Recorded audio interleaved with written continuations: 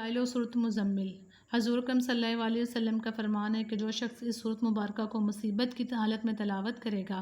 اللہ تعالیٰ اس کی مصیبت ٹال دے گا اور اسے دنیا و آخرت میں خوش رکھے گا، اس کا افلاس دور ہوگا اور جس مشکل کے لیے بھی تلاوت کی جائے گی وہ مشکل آسان ہو جائے گی۔ جو شخص اس صورت مبارکہ کی مسلسل تلاوت کرے گا وہ خواب میں حضور اکرم صلی اللہ علیہ وسلم کی زیارت مبارکہ سے مشرف ہوگا۔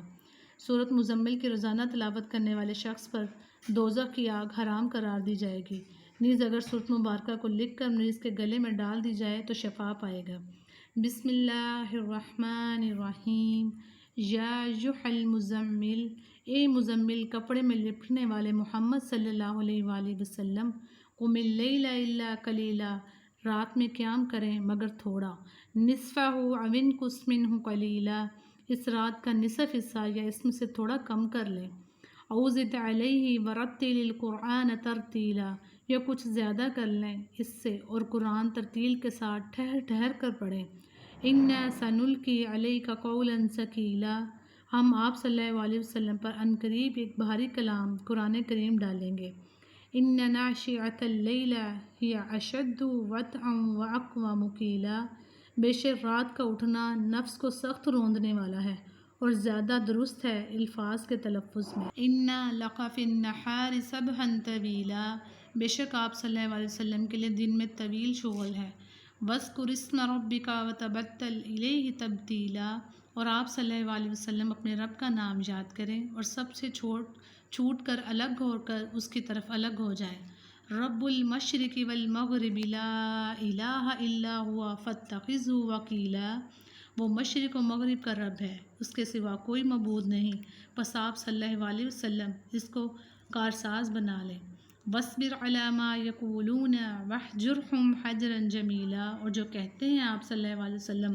اس پر صبر کریں اور اچھی طرح کنارہ کش ہو کر انہیں چھوڑ دیں۔ وذرنی والمکذبین اولی النعمۃ ومہلہم قلیلا، اور مجھے اور جھٹلانے والے خوشحال لوگوں کو چھوڑ دیں، سمجھ لینے دیں اور ان کو تھوڑی مہلت دے دیں۔ انا لدینا انکالا وجحیما،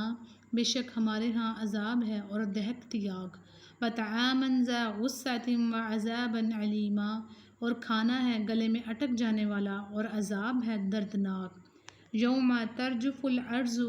والجبال وکانت الجبال کثیب مہیلا،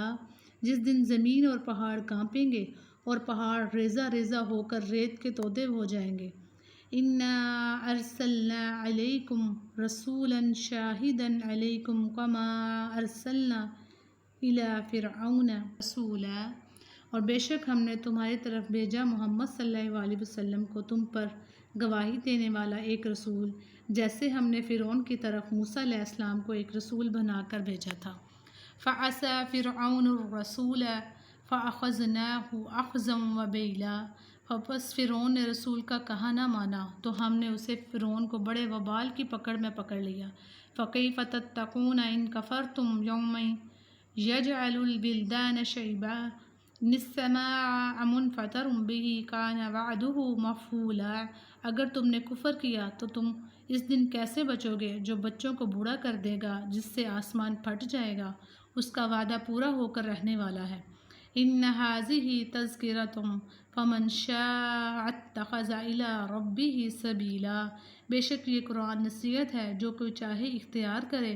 اس کے ذریعے اپنے رب کی طرف راہ۔ ان ربک یعلم انک تقوم ادنی من ثلثی اللیل ونصفہ وثلثہ وطائفۃ من الذین معک، بے شک آپ صلی اللہ علیہ وسلم کا رب جانتا ہے کہ آپ صلی اللہ علیہ وسلم کبھی 2/3 رات کے قریب قیام کرتے ہیں اور کبھی آدھی رات، اور کبھی اس کا تہائی حصہ، اور جو آپ صلی اللہ علیہ وسلم کے ساتھی ہیں ان میں سے ایک جماعت بھی۔ واللہ یقدر اللیل والنہار، اور اللہ رات اور دن کا اندازہ فرماتا ہے۔ علم ان لن تحصوہ فتاب علیکم فاقرؤوا ما تیسر من القرآن، علم ان سیکون،